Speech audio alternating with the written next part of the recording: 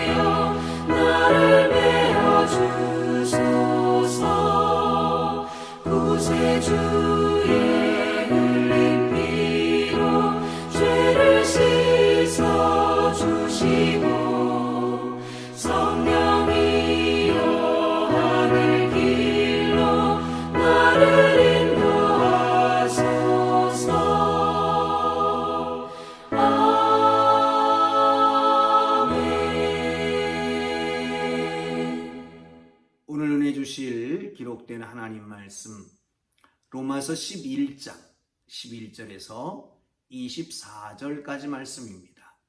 로마서 11장 11절에서 24절까지 말씀입니다. 다 찾으셨으면 우리 함께 읽겠습니다. 시작.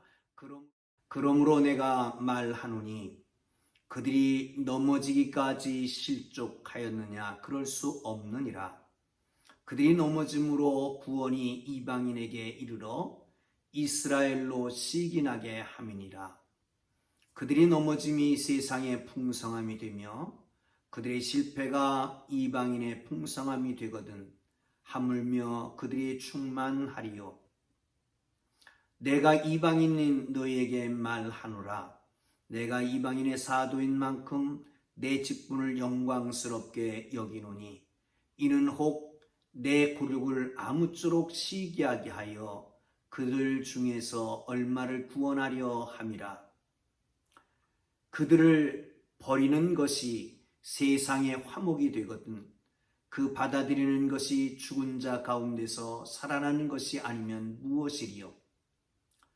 제사하는 처음 익은 곡식 가루가 거룩한즉 떡덩어리도 그러하고 뿌리가 거룩한즉 가지도 그러하니라. 또한 가지 얼마가 꺾이었는데 돌감나무인 내가 그들 중에 접붙임이 되어 참감람나무 뿌리에 진액을 함께 받은 자가 되었은즉 그 가지들을 향하여 자랑하지 말라. 자랑할지라도 내가 뿌리를 보존하는 것이 아니요 뿌리가 너를 보존하는 것이니라. 그러면 네 말이 가지들이 꺾인 것은 나로 접붙임을 받게 하려 함이라 하리니 옳도다. 그들은 믿지 아니함으로 꺾이고 너는 믿음으로 섰느니라. 높은 마음을 품지 말고 도리어 두려워하라. 하나님이 원가지도 아끼지 아니하셨은즉 너도 아끼지 아니하시리라.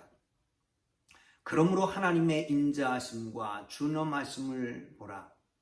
넘어지는 자들에게는 준엄하심이 있으니 너희가 만일 하나님의 인자하심에 머물러 있으면 그 인자가 너에게 있으리라. 그렇지 않으면 너도 찍히는 바 되리라.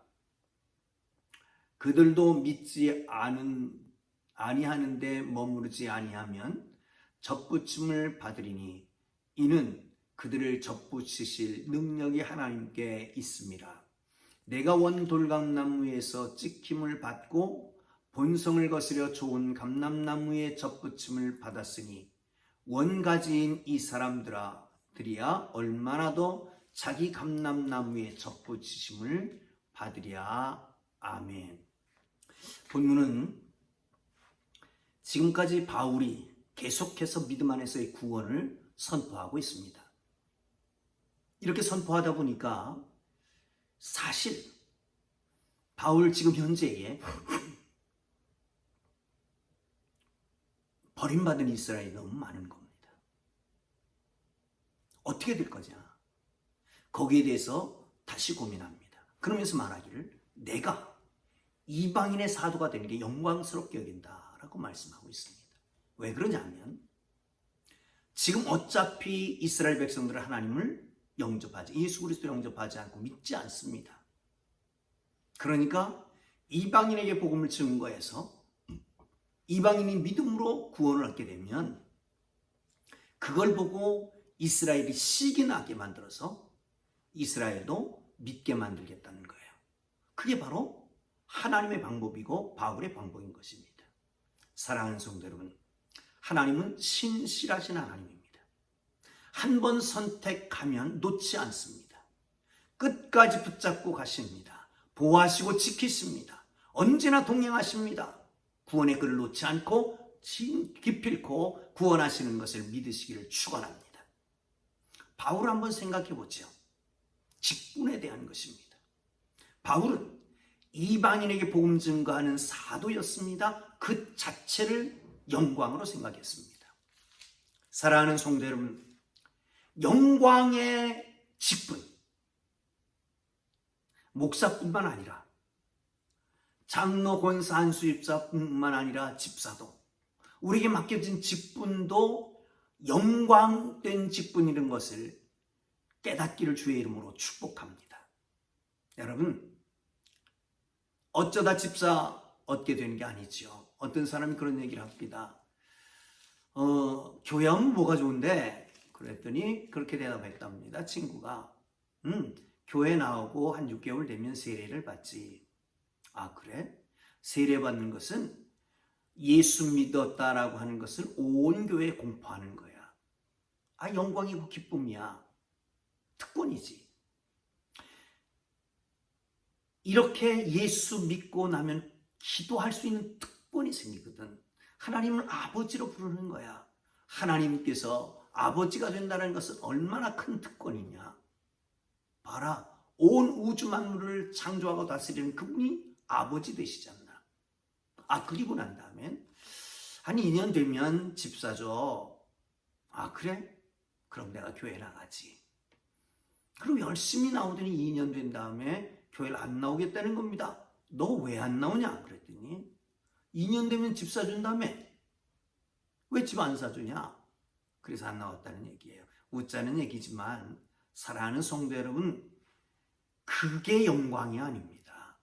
하나님이 인정하시고 하나님께서 주시는 그 직분이야말로 영광된 직분인 것을 믿으시기를 축복합니다. 여러분 이 직분을 내려놓지 마십시오. 그만두겠다 안 하겠다 버리지 마십시오. 하나님의 영광을 더럽히는 것입니다. 하나님의 영광과 동행하는 직분자들이 되기를 주님의 이름으로 축복합니다. 신실하신 하나님입니다. 그 백성들은 신실하지 않지만 하나님은 늘 신실합니다. 한번 생각해 보세요. 사랑한다, 사랑한다, 사랑한다. 그런데 안 믿어요. 그럼 내가 다른 사람을 사랑하는 것 같이 해서 시기나게 만들어서 나를 사랑하게 만든다. 이 얼마나 사실은 비참한 일입니까? 사랑하는 성도 여러분, 하나님이 지금 하시는 일이 그겁니다. 이스라엘 백성들을 끔찍이 사랑합니다. 그런데 그들이 등을 돌립니다. 그럴 때에 하나님께서 이방인들에게 사도를 보내서 이방인들을 믿게 함으로 이스라엘 시기나게 해서 믿게 하는 거예요. 참 마음 아픈 일이지만 하나님은 그렇게 해서라도 그 백성을 구원하려고 하는 그 신실하신 하나님인 걸 믿으시기를 축원합니다. 어쨌든 우리를 놓지 않고 끝내 우리를 붙들고 인도하실 것을 믿으시기를 축원합니다. 할렐루야. 자, 그리고 난 다음에 새로운 역사를 이루어 갑니다. 한번 보실까요? 15절 보겠습니다. 시작. 그들을 버리는 것이 세상의 화목이 되거든 그 받아들이는 것이 죽은 자 가운데서 살아나는 것이 아니면 무엇이리요? 아멘. 그렇습니다. 이스라엘을 버리는 것이 세상의 화목을 이루는 거라고 하는 거예요. 사랑하는 성도 여러분, 그렇습니다. 하나님께서는 이스라엘을 버림으로 새로운 이스라엘을 선택하십니다. 새로운 역사를 시작하는 거예요.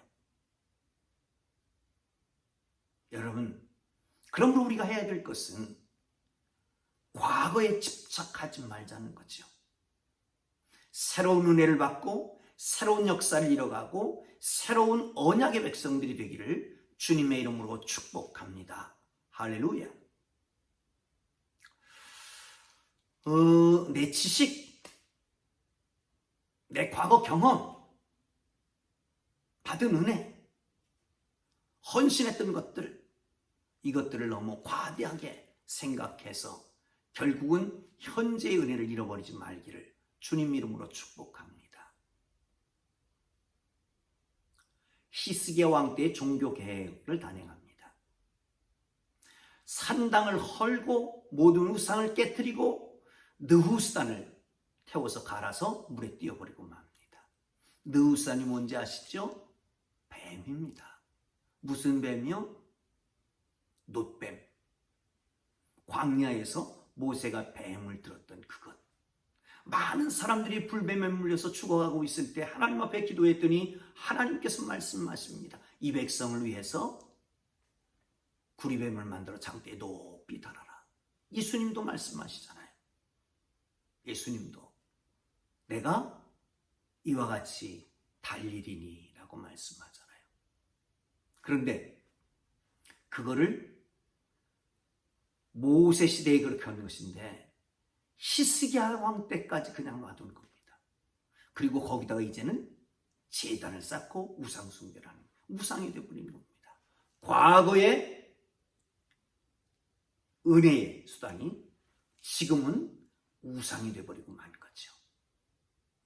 과거의 충성, 과거의 헌신, 과거의 어떤 것들을 자랑하지 말고 새로운 은혜의 역사를 안에서 새로운 은혜를 이어가는 하나님의 사람들 되기를 주의 이름으로 축원합니다. 과거의 은혜는 율법으로 말미암아 의롭게 되는 거죠. 새로운 은혜, 새로운 역사는 예수 믿음으로 구원받게 되는 것입니다. 사랑하는 성도 여러분, 이런 은혜가 여러분 모두에게 함께하기를 주님의 이름으로 축복합니다. 할렐루야. 자, 그 다음에 비유 두 개를 듭니다. 하나는 첫 열매를 거두어서 하나님 앞에 드리는 소제를 말합니다. 이 가루가 거룩하니 떡도 거룩하다는 거 한번 보세요. 16절입니다. 시작. 제사는 처음 익은 곡식 가루가 거룩한 즉 떡덩어리도 그러하고 뿌리가 거룩한 즉 가지도 그러하니라. 두 가지 비유예요. 보세요. 가루가 거룩하니까 떡덩어리도 거룩하고 가지가 거룩하니까 그 뿌리도 거룩하다라고 하는 말이죠. 사랑하는 성도 여러분, 이 두 가지 비유 가운데에 이스라엘 백성들을 얘기하는 것인데 하나님께서 근본이 거룩하게 만드셨으니까 지금 이 시간에도 거룩할 수 있다라고 하는 이야기입니다. 사랑하는 성도 여러분, 그러므로 또 한 가지 비유를 들으면 감람나무 비유입니다. 참 감람나무가 있는데 그 가지를 잘라버리고 돌감람나무에서 가지를 찍어다 거기 접붙임을 합니다. 그러면 그 붙임받은 돌감람나무는 거기서 그 진액이 올라오면 진액을 먹고 참감람나무의 열매를 맺히게 되는 거지요. 사랑하는 성도 여러분, 그렇습니다. 우리는 원래 참감람나무가 아니었고 돌감람나무였습니다. 그런데 이스라엘이 믿음을 거부하고 율법대로 살려고 하다가 찍힘받게 되고 우리는 믿음으로 삶으로 거기 접붙임받게 되었다는 거죠. 사랑하는 성도 여러분, 그러므로 이 은혜에 감사하고 감격하기를 주님의 이름으로 축원합니다. 어차피 멸망받을 몸이었었는데 그런데 기회가 주어졌어요. 그리고 감람나무에 접붙임받아서 참감람나무, 돌감람나무가 참감람나무가 된 것을 감사하며 살기를 주의 이름으로 축원합니다. 그렇다면 겸손해야 됩니다. 여기는 나의 의의가 개입하지 않습니다. 나의 지식도 개입하지 못합니다. 나의 어떤 것도 거기에 개입되지 못합니다. 오로지 하나님의 은혜만 있을 뿐입니다. 그러므로 사랑하는 성도 여러분, 나의 나된 것은 오로지 하나님의 은혜라고 고백했던 바울처럼 어디서나 어느 순간에서나 하나님의 은혜를 찬양하고 감사하기를 주님의 이름으로 축복합니다. 자, 그런데요, 그렇지 않을 경우엔 찍어버린다 말씀하고 있습니다. 찍어버린다고요. 자, 22절을 보겠습니다. 시작. 그러므로 하나님의 인자하심과 준엄하심을 보라. 넘어지는 자들에겐 준엄하심이 있으니 너희가 만일 하나님의 인자하심에 머물러 있으면 그 인자가 너희에게 있으리라. 그렇지 않으면 너도 찍히는 바 되리라. 사랑하는 성도 여러분, 그렇습니다. 하나님 앞에 붙어서 하나님께 같이 하는, 하나님과 동행하는, 하나님의 은혜를 사모하는 삶이 되기를 주님의 이름으로 축원합니다. 하나님의 성품을 두 가지로 얘기합니다. 인자하심과 준엄하심. 인자하심, 친절하고 선하심입니다. 준엄하심, 베어내다, 잘라낸다라고 하는 것입니다. 인자하심과 준엄하심이 같이 있습니다. 사랑과 공의가 같이 있는 것처럼 하나님께서는 인자하심을 베푸기도 하고 준엄하심의 잣대를 내기도 하는 것입니다. 사랑하는 성도 여러분, 그러므로 지금 인자하심을 누리며 살아가고 하나님의 준엄한 잣대를 대기 전에 하나님 앞에 온전하게 신실하게 살아가는 하나님의 사람들 되기를 주님의 이름으로 축복합니다. 오늘도 주님이 동행해 주실 줄 믿습니다. 기도하겠습니다. 하나님 아버지, 주님 영광 받으시옵소서. 우리에게 직분 주신 걸 감사하고 직분에 따라 최선을 하고 헌신하고 결단하고 다짐하고 봉사하고 헌신하는 삶이 되도록 축복하여 주옵소서. 하나님, 은혜로 구원받은 우리가 교만하지 않게 하시고 좀 더 겸손하게 주님을 바라보게 하옵소서. 신실하신 하나님, 절대로 우리를 붙드시고 놓지 않으시는 것을 믿고 주님의 은혜 가운데 늘 승리하게 하여 주실 줄 믿습니다. 오늘도 동행해 주실 주님을 찬양합니다. 예수님 귀하신 이름으로 기도합니다. 아멘.